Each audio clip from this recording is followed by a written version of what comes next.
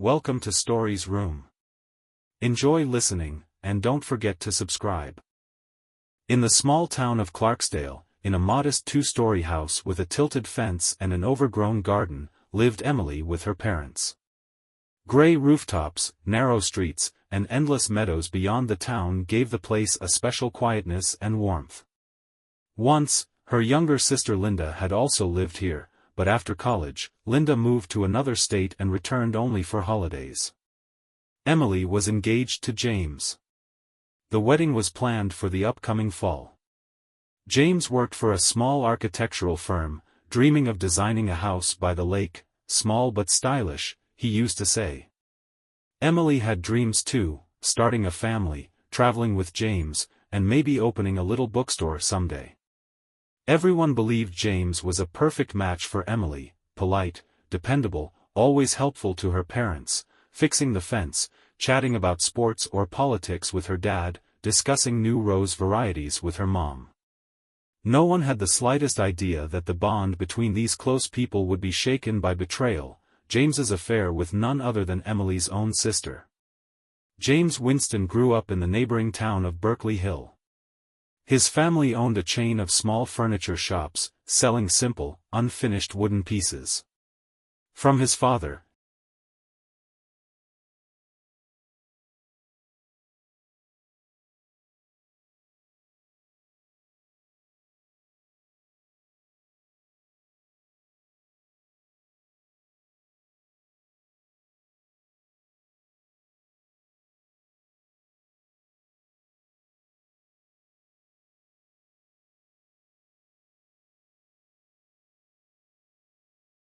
pushy sales tactics. Later, in a casual gathering with mutual friends, they met again and began talking more. Soon, their connection grew. James was a man of ambition. He hoped to become an architect and design small private homes, but he was also humble, which Emily found appealing. Tired of shallow relationships, she appreciated his combination of ambition and gentleness. But Emily's younger sister Linda was cautious. At a family dinner where James joined them, Linda peppered him with questions. "I feel like I'm being interrogated at a border crossing," James joked, setting down his fork. "Perhaps," Linda responded with a raised eyebrow. "I have to see if you're good enough for my sister." Everyone laughed, but Emily sensed a slight tension. Linda was always protective of her, so Emily assumed it was just sibling concern. She didn't realize that Linda's remarks concealed a deeper competitive streak. After about a year of dating, James proposed to Emily. It happened at sunset by a lake where they often strolled. He presented a small box with a ring, got down on one knee, and made a brief but heartfelt speech. Emily burst into tears of joy and agreed to marry him. They quickly shared the happy news with her parents, who insisted the wedding reception take place in their big backyard. Summer arrived in Clarksdale, bringing bright sunshine and fragrant flowers. Emily and James set the wedding date for the fall to avoid the summer heat and make the guests more comfortable.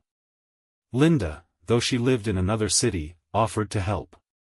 She took on the task of finding a DJ, a photographer, and a band for the ceremony. However, her frequent trips to Clarksdale to help plan also led to more contact with James.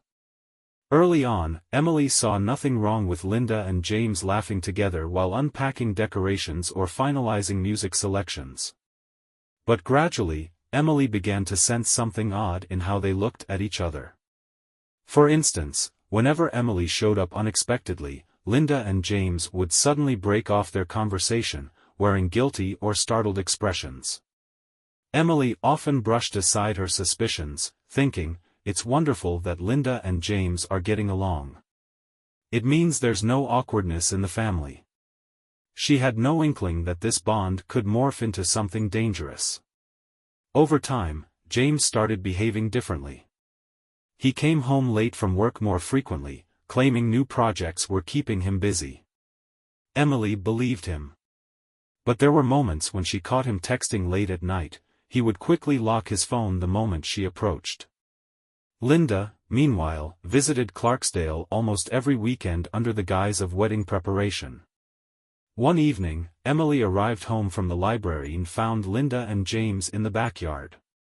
They were laughing intimately, but upon seeing Emily, they both fell silent as if caught off guard. "We were just finalizing a concept for the music setup," Linda said with forced casualness. "Yes," James nodded quickly, avoiding Emily's gaze. That night, Emily couldn't sleep. Her mind churned with questions. What if they have secrets? "But that's impossible. Linda is my sister, James is my fiancé." She tried to dismiss these worries as paranoia. Hoping for clarity, Emily organized a small get-together with her friends Kate and Margot at a local cafe called Lavender Lane. Known for its lavender-infused tea, pastel-colored pastries, and cozy shelves of old books, it was Emily's favorite spot. Kate, her best friend from school, immediately noticed Emily's stress. "Something's bothering you, Em. You look preoccupied. Spill it, what's going on?" "I don't know how to say this," Emily admitted, stirring her tea. "I feel uneasy about James and Linda. They sometimes act too familiar.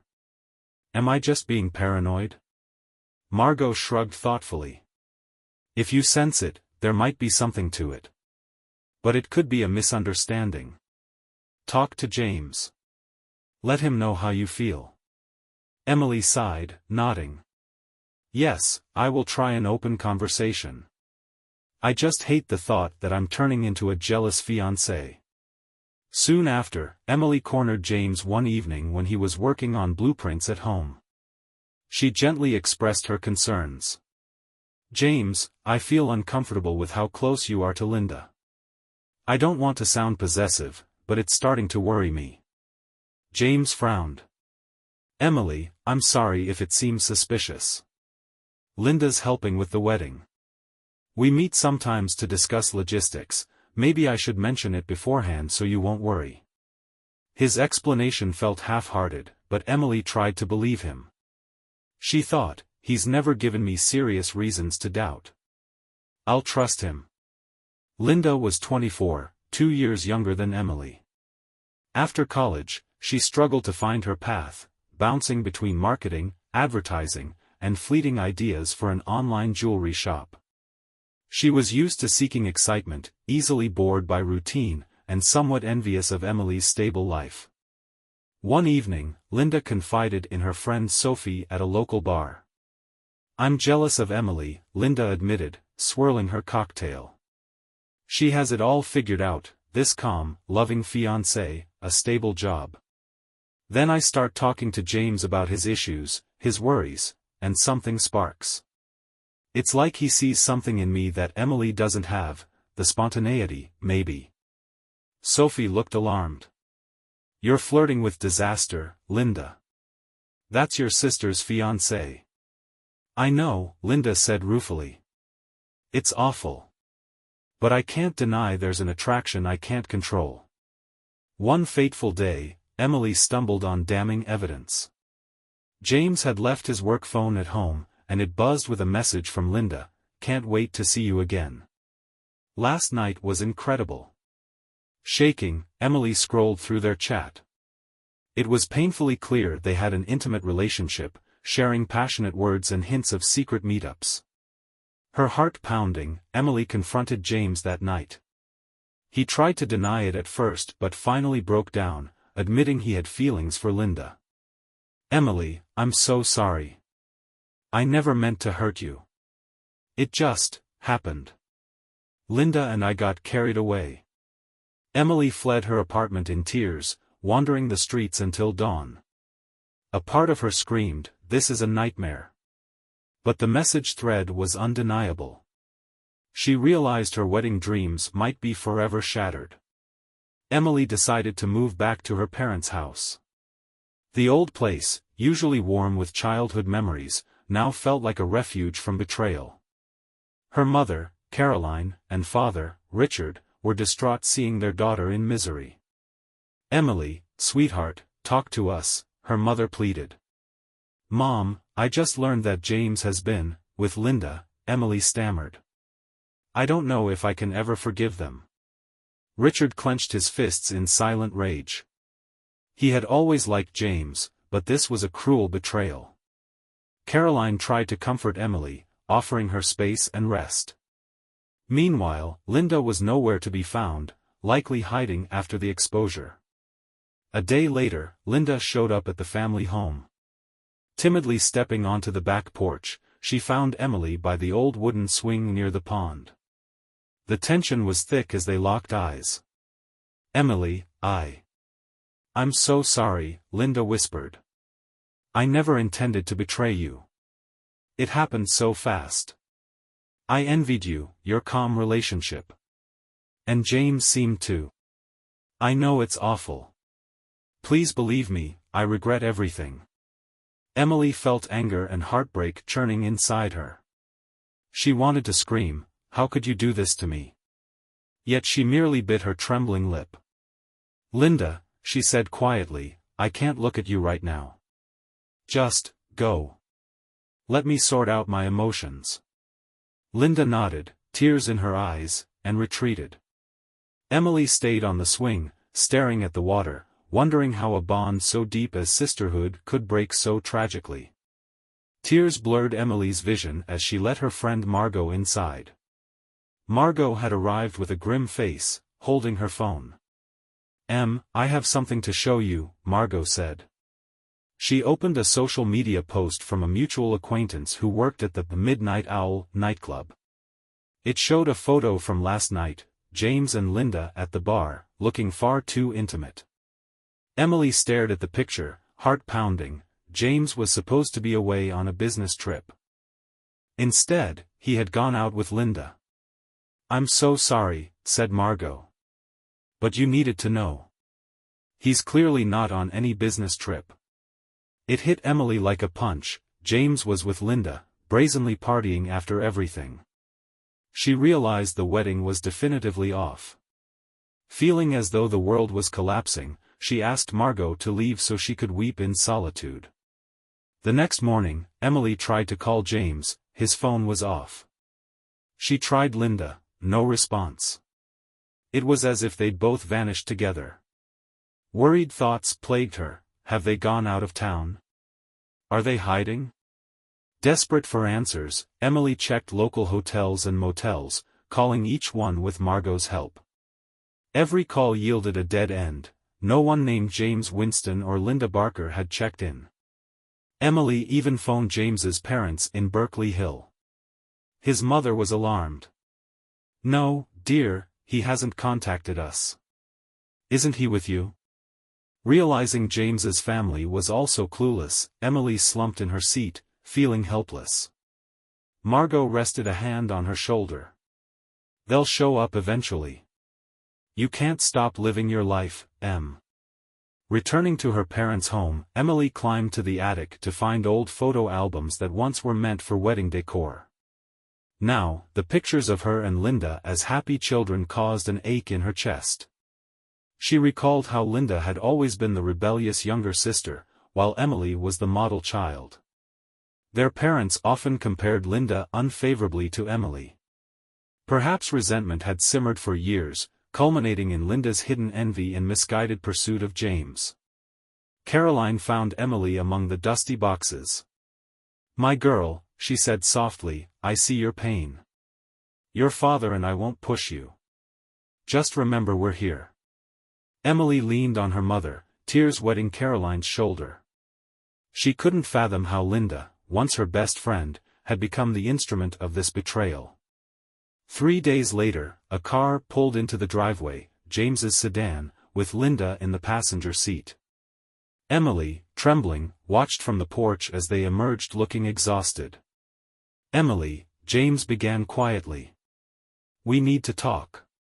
And by we, you mean you and Linda, together? Emily's voice was icy. They admitted they had run away to figure things out. James confessed. I realize now this isn't some fleeting affair. I have real feelings for Linda, and I can't lie to you anymore. Emily's heart froze. She stared at Linda, who tearfully nodded. I never meant to hurt you. But yes, I fell in love with him, and we both know it's wrong. Caroline and Richard came out, demanding explanations. Anger flared in their father's voice. James swallowed hard. I can't marry Emily while I love someone else. I'm so sorry. The final blow, the wedding was cancelled. Emily felt her world cave in.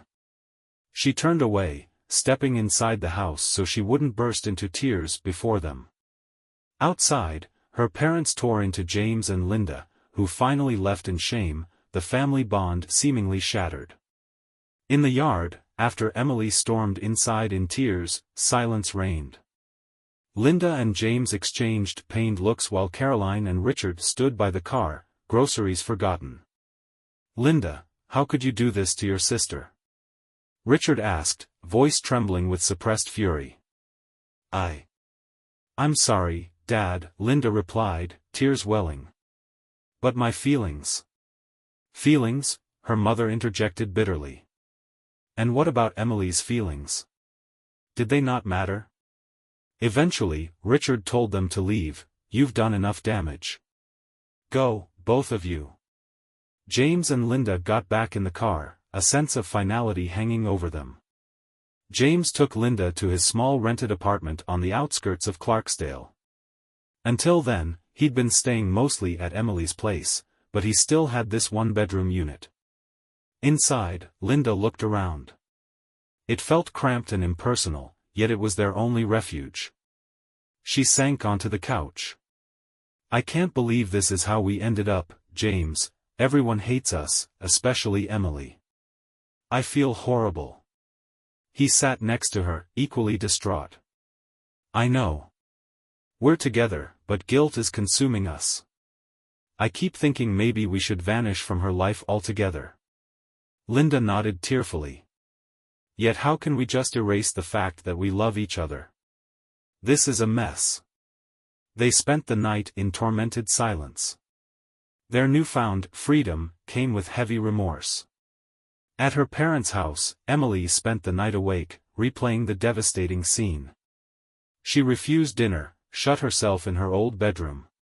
Caroline and Richard, aching for their daughter, respected her need for solitude. By morning, Emily realized she had to do something, anything to avoid drowning in sorrow. She decided to finalize the wedding cancellations.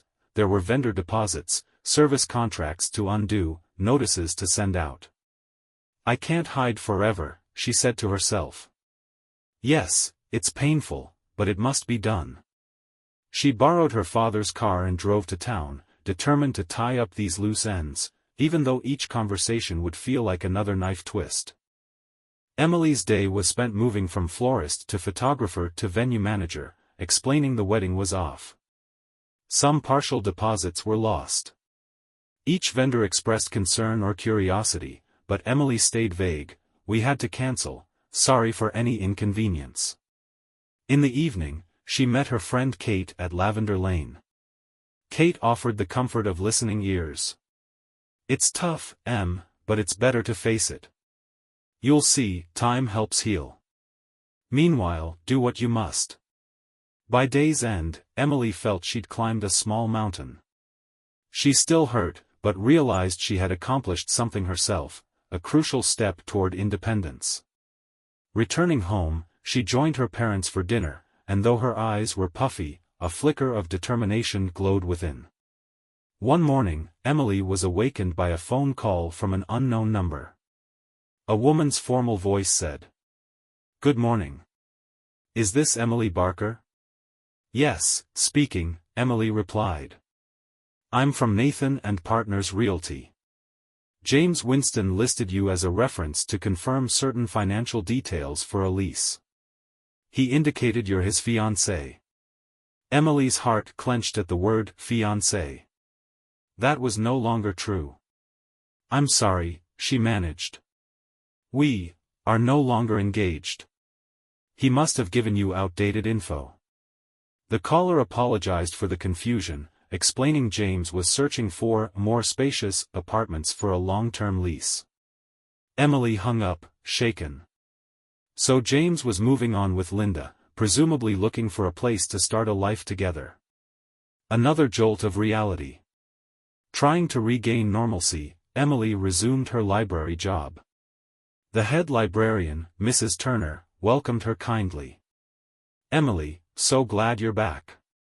The children have been asking when you'll resume the reading circle." Emily threw herself into her tasks, guiding kids through story sessions. She noticed a little girl named Sarah looking worried. "Miss Emily, are you sad?" "Your eyes look sad," Sarah whispered. "I'm just a bit tired," Emily replied, forcing a smile.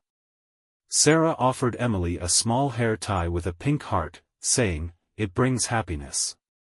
Touched by the child's kindness, Emily felt tears prickle her eyes. She thanked Sarah and realized that simple empathy sometimes heals the deepest wounds. Meanwhile, James and Linda lived in tense seclusion at his cramped apartment. Townsfolk whispered about them, and they dreaded running into acquaintances. Linda grew listless, flicking through TV channels or reading half-heartedly while James worked. "I can't keep hiding," Linda finally said one day. "Maybe I should leave Clarksdale for good." James frowned. "Where would you go?" "You know I want us to stay together, but everything here reminds us of the damage we caused." Still, Linda was restless. She felt stifled by guilt. James understood but wasn't sure how to fix things. Living under a cloud of shame, they vacillated between longing for each other and regret over hurting Emily. That same weekend, Emily's friend Kate invited her to Temple Heights, a neighboring town, for an art exhibition and a stroll along the riverfront. At first, Emily hesitated, but decided a change of scenery might do good. They walked through the modern art exhibit, with Emily noticing how each bold brushstroke seemed to echo her raw emotions. On the waterfront, a gentle breeze soothed her, and she started feeling lighter. "Thanks for bringing me here," Emily told Kate. "I really did need an escape." Back in Clarksdale, Linda packed a bag while James was out. Consumed by guilt, she decided to run. When James returned, he found her by the door with her belongings. "Linda, what are you doing?" he asked, alarmed. "I'm leaving. I can't do this anymore, I'm torturing us both." "I'm sorry." James watched, devastated, as Linda walked out, leaving him alone in the apartment they'd shared. In a matter of days, he had lost both Emily and Linda. After Linda's sudden departure, James's apartment felt grim and deserted. At night he wandered from room to room, haunted by memories, of Emily's warm smile when he proposed, of Linda's lively jokes that sparked their forbidden attraction. He briefly considered leaving Clarksdale, but his family lived not too far away in Berkeley Hill, and his architectural projects were tied to the region. Desperate for some closure, he tried calling Emily, but she never picked up. He left a voicemail. "Hi, Emily. It's me. I'm sorry for everything. If you ever want to talk, I'd like to apologize in person. If not, I understand. Take care." He hung up, sinking onto the couch, resigned to the likelihood she wouldn't call back. Meanwhile, Emily's life slowly steadied. She resumed library duties, spent weekends with Kate, and managed to sleep slightly better. The nightmares about James and Linda grew less frequent, though they still haunted her occasionally. Her parents, relieved to see her finding some semblance of normalcy, still noticed her lingering sadness. She confided in them that she was considering therapy. Meeting Dr. Lake. Emily found the courage to schedule an appointment with Dr. Melissa Lake, a local psychologist. In the quiet, book-lined office, Dr. Lake's calm demeanor put Emily at ease. "Tell me what brings you here," the psychologist said gently. Emily poured out the entire story, her cancelled wedding, James's betrayal, Linda's role, her own struggle to move on. Dr. Lake listened attentively. "You're dealing with a deep trauma of betrayal by two close people," Dr. Lake summarized. "Recognizing your pain is already a step. I'm here to support you as you move toward healing." Leaving the session, Emily felt both anxious and hopeful. Perhaps she could truly rebuild her life. Weeks passed, and Emily continued therapy. She kept a journal, did emotional exercises, like naming the feelings of anger, guilt, and sadness that still arose. Gradually, she noticed she no longer cried every night. Her parents sensed the shift. They saw her smile occasionally, share small jokes, and talk about library projects. One evening, as they finished dinner, the doorbell rang. Caroline returned with a troubled look. "Emily, it's James. He wants to see you." Emily's heart pounded. Stepping onto the porch, she saw him standing in the glow of the porch light, looking thinner and more subdued than ever. "Hi," he said, voice shaking. "Thank you for coming out. I need to ask your forgiveness, even though I know it's too late. Linda left, and being alone, I realize how much pain I caused you." Emily felt a swirl of compassion, anger, and resignation. "James, I'm working on healing. Thank you for apologizing. But there's no going back to what we had." He nodded, tears in his eyes. She told him calmly not to show up unannounced again. "I understand you want closure, but please respect my space. Call if you must, and I'll decide if I'm ready. Good night, James." He murmured one last apology and left. Emily returned indoors, strangely relieved. It felt like a final door closing on their relationship. In the following months, Emily embraced her life fully. She made progress in therapy and discovered a renewed passion at the library. Mrs. Turner entrusted her with the organization of a local children's reading festival. Emily threw herself into planning sessions, workshops, and creative programs for kids and teens. Meanwhile, Linda remained gone, presumably in another city. Emily heard no word from her, until one day, Emily checked her email and found a message from an unfamiliar address. "Hi, Emily. It's Linda. I'm sorry for disappearing. I ended up in Springfield, found a job in advertising, and am renting a tiny studio. I regret what I did every single day. I know I have no right to ask forgiveness, but I wanted to say I love you, my sister. If you can ever hear me out, here's my phone number." Emotions overwhelmed Emily, anger, pain, a glimmer of compassion. After discussing it with her psychologist and confiding in Kate, Emily wrote back. "Linda. I got your email. Thank you for reaching out. I'm still processing everything, and I'm not ready for a long conversation. But maybe, someday, we can talk. Emily." She felt a slight weight lift from her shoulders, uncertain but open to the possibility of closure. 2 weeks later, they arranged a video call. Emily, hands trembling, connected to see Linda's face, thinner, with newly dyed hair, looking nervous. "Emily, thank you for doing this," Linda said softly. "I've missed you so much. And I know I can't fix the harm I caused." They talked for over an hour. Linda described her struggles in a new city, her guilt, and how she cut ties with James entirely because the weight of hurting Emily became unbearable. Emily admitted she was still healing and had no idea if she could truly forgive. But they both acknowledged they were sisters. "I don't want to hate you forever," Emily said quietly. "I just need time."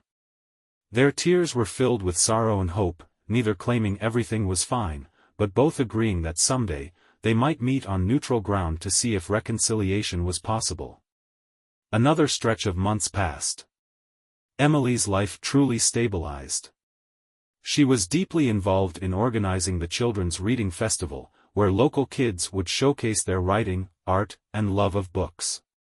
She also began practicing yoga and kept a gratitude journal, which Dr. Lake recommended, writing down 3 things she was thankful for every day. Emily heard only scattered rumors about James. Apparently, he secured a major architectural contract and might move to a new region. She felt no urge to find him.